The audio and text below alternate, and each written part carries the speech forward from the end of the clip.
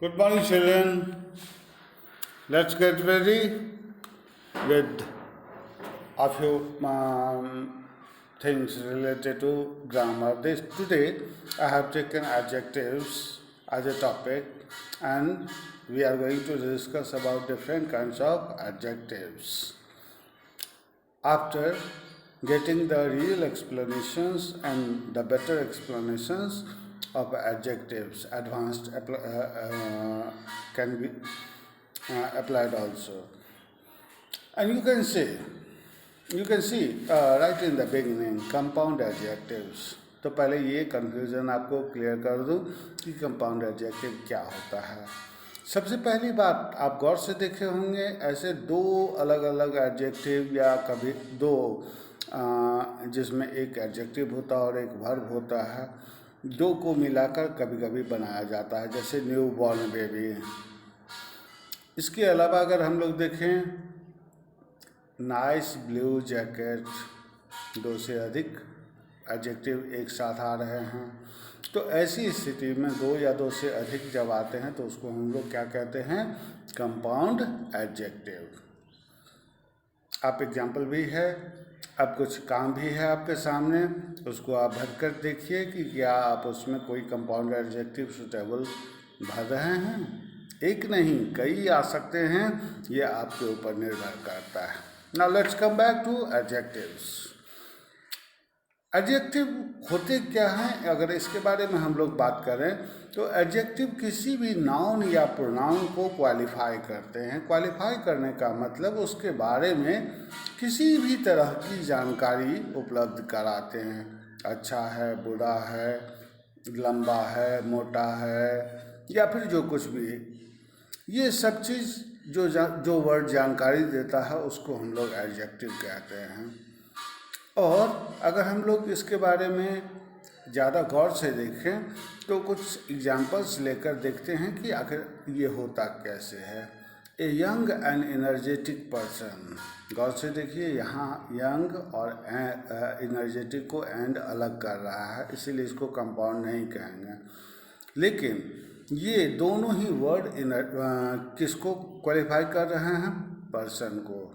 कौन यंग है, पर्सन। कौन एनर्जेटिक है, पर्सन। तो वैसी स्थिति में ये पर्सन नाउन को क्वालिफाई कर रहे हैं, इसीलिए हम इन दोनों को क्या कहेंगे, एडजेक्टिव।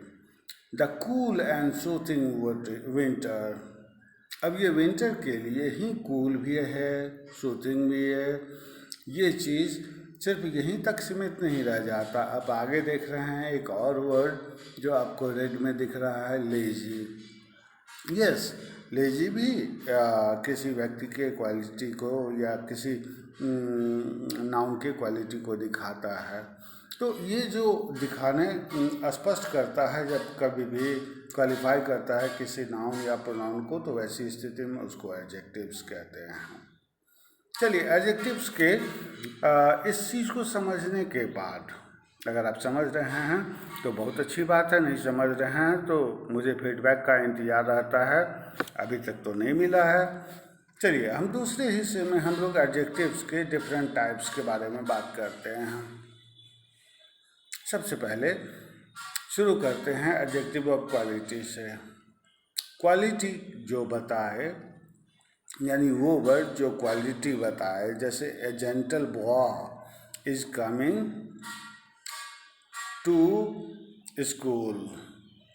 अब ये बॉय के बारे में बता रहा है कि वो कैसा है, जेंटल है। और जेंटल क्या है, क्वालिटी। जेंटलनेस क्या होती है, क्वालिटी। तो ऐसे शब्द जिससे क्वालिटी का बोध हो उसको हम एडजेक्टिव ऑफ क्वालिटी में रखते हैं। A brilliant boy, a very foolish boy, और ऐसे बहुत सारे वर्ड्स जो हैं, ए स्वीट बॉय। तो ऐसे चीज़ जो होते हैं, ऐसे वर्ड्स जो होते हैं, वो हम एडजेक्टिव ऑफ क्वालिटी में रखते हैं। दूसरी बात, अब जब एडजेक्टिव ऑफ क्वांटिटी की बात करें तो वहाँ पर हमें इस बात का ध्यान रखना होता है कि वो वर्ड जो एक्सप्लेन कर रहा हो हाउ मच। हाँ बिल्कुल, ये बात सही है कि नाउन को ही एग्री कर रहा हो, नाउन को ही क्वालिफाई कर रहा हो, लेकिन पता चले किस चीज़ से, हाउ मच से। जैसे अगर हम ये कहते हैं कि आई हैव सम शुगर, तो ये गौर से देखिए यहाँ पर दो चीज़ों को, सम शुगर, ये शुगर अनकाउंटेबल है। दूसरी बात, सम ये क्लियर भी नहीं कर रहा है लेकिन क्वालिफाई कर रहा है किसके साथ, शुगर, जो कि एक नाउन है। ऐसी स्थिति में हम इसको कह सकते हैं कि ये एक क्वांटिटी को बता रहा है, इसीलिए एडजेक्टिव ऑफ क्वांटिटी में इसको रख सकते हैं।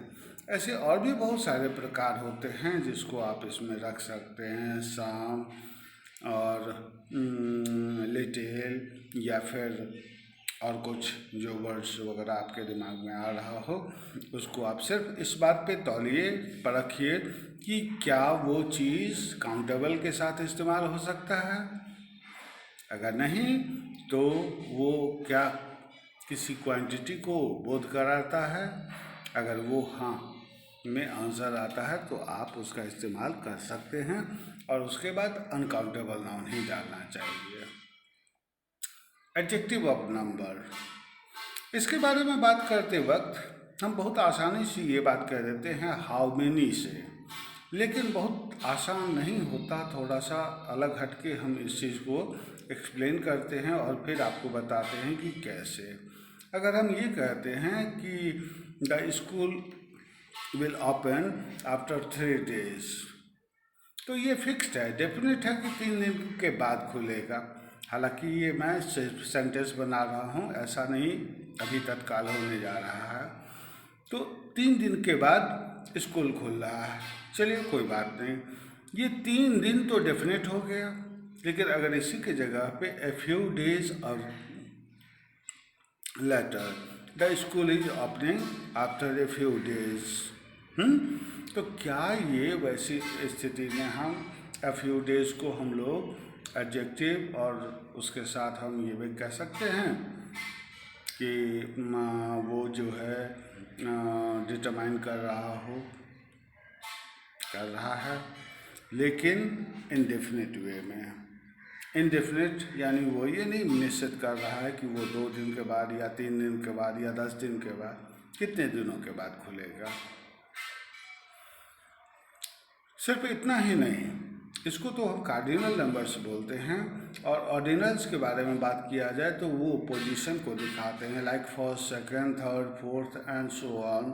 तो वैसी स्थिति में उसके तुरंत बाद नाउन रहे या ना रहे, अगर हम ये कहते हैं कि he came first in the race, position को जो बता रहा हो वो भी एडजेक्टिव है, और उसको हम लोग ऑर्डिनल न्यूमरेटिव एडजेक्टिव में रखते हैं।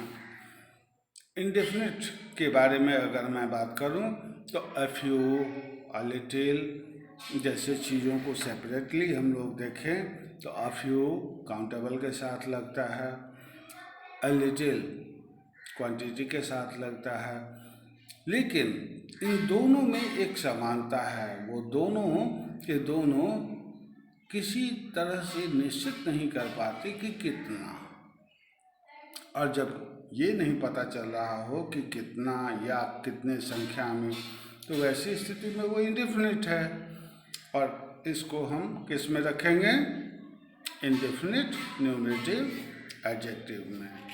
डिस्ट्रीब्यूटिव एडजेक्टिव, इसके अलावा डिस्ट्रीब्यूटिव एडजेक्टिव भी होते हैं। डिस्ट्रीब्यूटिव एडजेक्टिव में कौन कौन होते हैं, किस तरह के होते हैं, इसको हम लोग देख लें।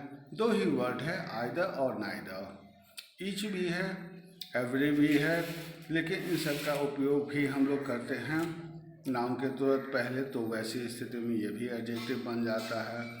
कुल मिलाकर हम ये कह सकते हैं कि एवरी स्टूडेंट इज़ गुड। क्या स्टूडेंट को हम यहाँ प्लूरल के रूप में डाल सकते हैं? नहीं। इसका मतलब ये हुआ कि जो एवरी वर्ड है उसने क्या किया, सबको डिस्ट्रीब्यूट कर दिया, और इसीलिए इसको हम डिस्ट्रीब्यूटिव में रख रहे हैं। पॉजिटिव एडजेक्टिव, एक एक करके अब डिटर्मिनर्स भी आपको याद आ जाएंगे, थोड़े ध्यान में आने लगेंगे कि हाँ ये तो डिटर्मिनर्स में भी पढ़े थे। पॉजिटिव एडजेक्टिव, गौर से देखिए, वो पॉजिटिव प्रोनाउन जिसके तुरंत बाद आपको कोई नाउन यूज़ कर रहा हो, यूज़ में आ रहा हो, तो वैसी स्थिति में उसको क्या कहते हैं? Positive adjective. जैसे this is my photo, this is my cup of tea, this is your cup of your book, this is your bag. So many ways there are to define possessive adjectives. Position दिखा रहा है तो ये क्या किस में चला जाएगा? निश्चित रूप से पॉजिटिव एडजेक्टिव में। और उसके बाद डेमोस्ट्रेटिव एडजेक्टिव। हाँ बिल्कुल सही सोच रहे हो आप। ये वर्ड जैसे ही डेमोस्ट्रेटिव आता है तो डेमोस्ट्रेटिव किससे जुड़ जाता है? डेमोस्ट्रेटिव जुड़ जाता है आपको प्रोनाउन से। डेमोस्ट्रेटिव प्रोनाउन के तुरंत बाद अगर नाउन आ रहा हो तो ऑब्वियसली वो एडजेक्टिव में भी बदलता है। ये डिटर्मिनर में भी बदले थे, एक बार फिर हम देख रहे हैं उसको, और उसमें एडजेक्टिव के रूप में इस्तेमाल हो रहा है। जैसे this pen is good, this pen writes well. अगर ये कह रहे होते हैं तो हम यहाँ पर दो काम कर रहे होते हैं। दिस सिंगुलर है और उसके साथ सिंगुलर काउंटेबल नाउन ही आना चाहिए, अनकाउंटेबल नहीं। दीज पेन्स, दोज पेन्स, ये सब जो यूजेज हैं इसको हम लोग किस रूप में देखेंगे? क्योंकि ये डेमोस्ट्रेटिव प्रोनाउन से जुड़े हुए हैं इसीलिए डेमोस्ट्रेटिव के रूप में देखेंगे और डेमोस्ट्रेटिव एडजेक्टिव कहेंगे। इंट्रोगेटिव एडजेक्टिव की जहाँ तक बात है तो उसमें सिर्फ दो ही ऐसे वर्ड आते हैं इंट्रोगेटिव प्रोनाउन में जिसके तुरंत बाद हम नाउन का इस्तेमाल कर पाते हैं। याद कीजिए, ये हम लोग क्लास में बात कर चुके हैं, मुझे याद है। विच और हुज। विच के बाद भी हम तुरंत नाउन डालते हैं। Which movie would you like to see, would you like to watch, या फिर whose computer is this, whose cup of tea is this, whose book is it। तो ऐसे सेंटेंसेस जब बना रहे होते हैं तो आप गौर से देखिए which, who और whose के तुरंत बाद आप नाउन यूज़ कर रहे हैं। ऐसी स्थिति में सिर्फ इसलिए क्योंकि ये इंट्रोगेटिव प्रोनाउन है और उसके बाद नाउन आ रहा है तो ये इंट्रोगेटिव एडजेक्टिव में रख लेते हैं। एक और दो अलग अलग प्रकार के और हैं जिसके बारे में हम लोग आज बात करेंगे, एम्फेसाइजिंग और एक्सक्लेमेटरी। एम्फेसाइजिंग कई तरीके से होता है, यहाँ आपको थोड़ी देर के लिए ध्यान में आ रहा होगा आई का माई सेल्फ होता है या फिर ही का हिमसेल्फ होता है। नहीं बच्चों, उसके बारे में अभी बात नहीं कर रहा हूँ। अभी मैं उस शब्द के बारे में बात कर रहा हूँ जो किसी नाउन को तो क्वालिफाई कर रहा हो लेकिन जोड़ भी डाल रहा हो। जैसे I was beaten at by my own, beaten at my own game. अगर हम इसको दूसरे तरीके, this is the very boat I travelled in, this is the beautiful house in which I lived. अब यहाँ पर जाने अनजाने हम इसका इस्तेमाल जोर देने के लिए भी कर रहे हैं, एम्फेसाइज करने के लिए भी कर रहे हैं और इसीलिए इसको हम क्या कहेंगे? Emphasizing adjective. एक्सक्लेमेटरी एडजेक्टिव में गौर से देखें आपको तो व्हाट और हाउ, ये दो के अलावा हमारे पास कोई और एक्सक्लेमेटरी एडजेक्टिव नहीं बनता। क्यों? क्योंकि इसके तुरंत बाद आप किसी भी तरीके से नाउन को यूज नहीं कर पाएंगे, बिल्कुल इंट्रोगेटिव की तरह। What an idea.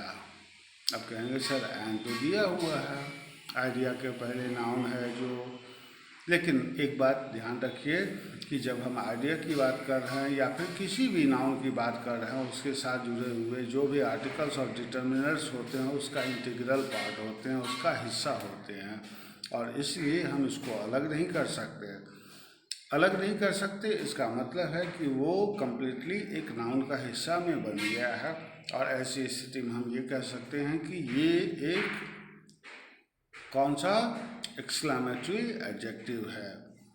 ओके, तो फिर आप दूसरे रूप में देख रहे हैं, what a wonderful child he is, what an intelligent girl she is. ऐसे सेंटेंसेस जब हम बना रहे होते हैं तो यहाँ पर आप गौर से देखिए बिल्कुल सही। आप सोच रहे होंगे कि ए वंडरफुल चाइल्ड, चाइल्ड तो बहुत दूर चला गया सर, ये कैसे हो सकता है? कोई बात नहीं, बहुत दूर चला गया है, लेकिन इसके बीच में कौन वर्ड है?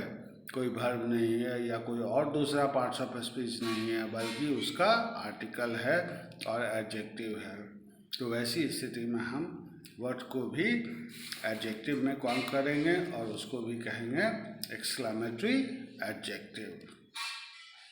तो आप समझ रहे होंगे कि there are different kinds of adjectives which we have to understand by applying them in different kinds of sentences. Not only sentences, but we can construct some sentences with these features. और अगर ये हम करना शुरू कर देते हैं तो वैसी स्थिति में जो छोटी मोटी कन्फ्यूजन्स रह जाते हैं वो भी क्लियर हो जाते हैं। I hope you must be understanding my points. और घर पे आपको जो भी ग्रामर की किताब उपलब्ध होगी उसके प्रैक्टिस सेट में जाएंगे तो आपको इस तरह का काम मिलेगा। आप उसमें आइडेंटिफाई कीजिए पहले। आइडेंटिफाई अगर करना सीख लेते हैं तो उसके बाद आप उसके टाइप्स को बताइए और फिर टाइप्स को भी बता लेने के बाद अगर आप चाहें तो फिल इन द ब्लैंक्स में उसका इस्तेमाल कर सकते हैं। ऐसा भी हो सकता है कि आप ऐसे सेंटेंसेस को बनाना शुरू करें and that will be awesome. So let's go ahead. इस रिकैप को हम लोग बड़े अच्छे तरीके से फिर एक बार देख लें ताकि हम इस एडजेक्टिव के हर एक प्रकार को सही तरीके से उपयोग में ला सकें और अपने सेंटेंसेस को ज़्यादा से ज़्यादा सुंदर कर सकें।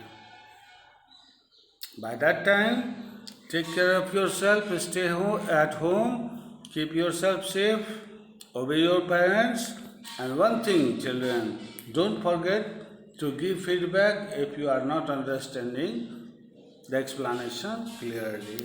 Okay, so see you tomorrow with different kind of things related to adjectives only.